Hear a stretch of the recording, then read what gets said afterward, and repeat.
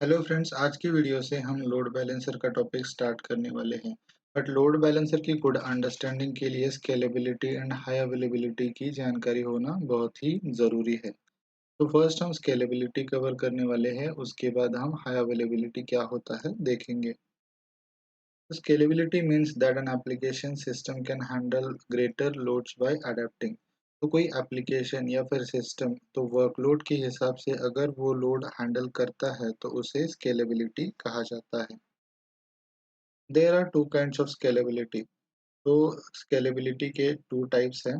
First है vertical scalability और second है हॉरिजॉन्टल स्केलेबिलिटी। तो हॉरिजॉन्टल स्केलेबिलिटी को इलास्टिसिटी भी कहा जाता है। तो ये जो दो टाइप्स है वो हम नेक्स्ट स्लाइड में डिटेल में कवर करने वाले हैं। Scalability is linked but different to high availability. तो स्केलेबिलिटी और हाई अवेलेबिलिटी कहीं ना कहीं लिंक्ड है, बट ये दोनों डिफरेंट कंसेप्ट्स हैं। Let's deep dive into the distinction using a call centre as an example. तो स्केलेबिलिटी क्या होता है या फिर वर्टिकल स्केलेबिलिटी या हॉरिजॉन्टल स्केलेबिलिटी क्या होता है, ये हम कॉल सेंटर की एग्जांपल से डिटेल में देखने वाले हैं। तो फर्स्ट हम देखने वाले हैं वर्टिकल स्केलेबिलिटी क्या होता है। Vertical scalability means increasing the size of the instance. तो वर्टिकल स्केलेबिलिटी में इंस्टेंस की जो साइज है वो बस इंक्रीज होती है। तो मान लो अगर कोई कॉल सेंटर में जूनियर ऑपरेटर है और वो पर डे 50 कॉल्स हैंडल कर सकता है, बट अगर यहाँ पे 50 से ज़्यादा कॉल्स अगर रिसीव हो रहे हैं, मीन्स वर्कलोड ज़्यादा हो रहा है, तो वर्टिकल स्केलेबिलिटी में क्या होता है, जूनियर ऑपरेटर की जगह पे जो सीनियर ऑपरेटर है वो कॉल्स हैंडल करता है ताकि वो ज़्यादा से ज़्यादा कॉल्स हैंडल कर सके और जो वर्कलोड है वो मैनेज कर सके। For example your application runs on a T2.micro। तो ये एग्जाम्पल लेते हैं, मान लो अगर आपका जो एप्लीकेशन है वो अगर T2.micro इंस्टेंस पे रन हो रहा है, तो स्केलिंग दैट एप्लीकेशन वर्टिकली, तो स्केलिंग उस एप्लीकेशन को अगर वर्टिकली स्केल करना है तो means running it on T2.large। तो उस एप्लीकेशंस को अगर T2.large इंस्टेंस पे अगर हम रन करते हैं तो उसे वर्टिकल स्केलिंग कहा जाता है। Vertical scalability is very common for non-distributed systems।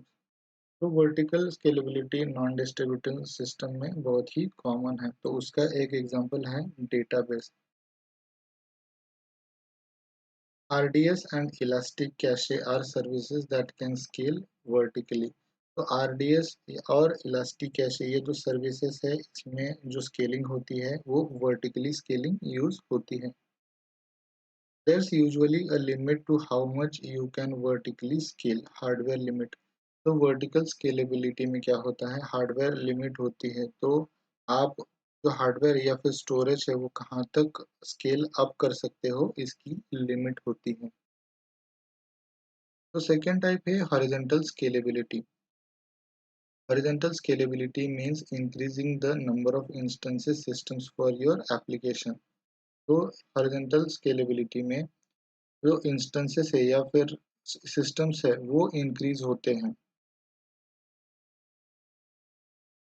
तो मान लो अगर कॉल सेंटर में कोई ऑपरेटर है, वो अगर दिन के अगर 10 कॉल रिसीव करता है और अगर वर्कलोड ज़्यादा होता है तो हॉरिजॉन्टल स्केलेबिलिटी के हिसाब से यहाँ पे जो सीनियर ऑपरेटर अपॉइंट नहीं किया जाता, बल्कि यहाँ पे और जो रिसोर्सेस है वो बढ़ा दिए जाते हैं या फिर इंक्रीज कर दिए जाते हैं।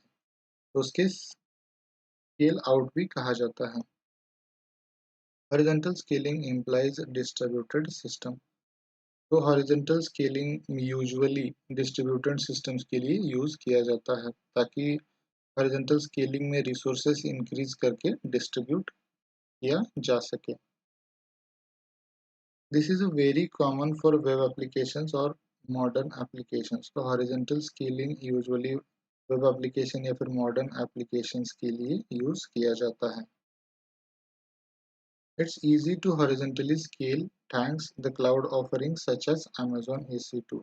हॉरिजॉन्टल स्केलिंग बहुत ही इजी हो गया है क्योंकि अमेज़न EC2 में सिंपली रिसोर्सेज इंक्रीज या डिक्रीज किए जा सकते हैं। तो अब देखते हैं हाई अवेलेबिलिटी क्या होता है। तो high availability usually goes hand in hand with horizontal scaling. तो अगर मान लो आपके पास कोई डेटा सेंटर है, तो उस डेटा सेंटर को मल्टीपल अवेलेबिलिटी जोन पे अगर हम रन करते हैं, तो अगर मान लो एक डेटा सेंटर खराब होता है तो दूसरे में जो बैकअप है या फिर डेटा हमारा स्टोर होता है वो हम यूज कर सकते हैं। तो इसे हाई अवेलेबिलिटी कहा जाता है। High availability means running your application या फिर system in at least two data centres और availability zones.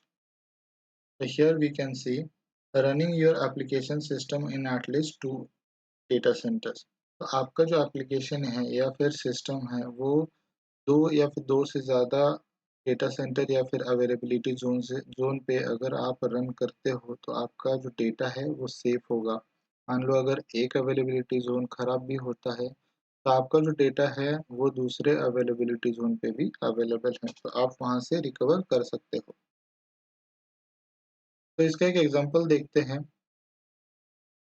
तो मान लो एक कॉल सेंटर है, उसकी एक बिल्डिंग है न्यूयॉर्क में और एक बिल्डिंग है सैन फ्रांसिस्को में। तो मान लो अगर सैन फ्रांसिस्को में जो बिल्डिंग है वो किसी वजह से गिर जाती है या फिर यहाँ के जो लोग हैं या फिर कुछ नेटवर्क इशू होता है, तो अगर यहाँ के लोग ऑफलाइन जाते हैं या फिर वर्क नहीं कर पाते, तो यहाँ पे जो लोग हैं वो हाई अवेलेबिलिटी की वजह से काम कर सकते हैं या फिर जो वर्कलोड है वो हैंडल कर सकते हैं।